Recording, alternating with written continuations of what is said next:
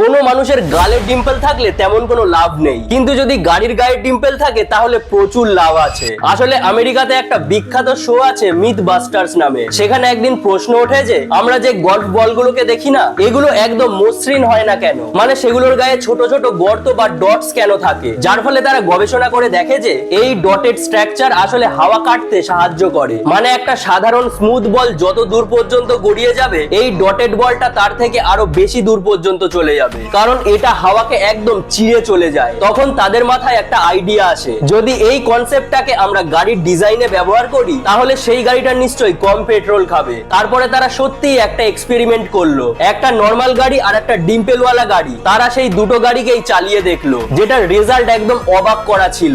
Normal গাড়িটা 1 gallon পেট্রোলে 26 mile পর্যন্ত গেল, কিন্তু এই ডিম্পেলওয়ালা গাড়ি 29 মাইল পর্যন্ত গেছে। মানে এর ফারাকটা কিন্তু বিশাল। কিন্তু তারপরেও কোনো গাড়ি কোম্পানি এইরকম ডিজাইনের গাড়ি বানায় না, কারণ সেই গাড়িটাকে শুধুমাত্র চালানোর জন্য নয়, সেই গাড়িটার লুক অনেকটাই ম্যাটার করে।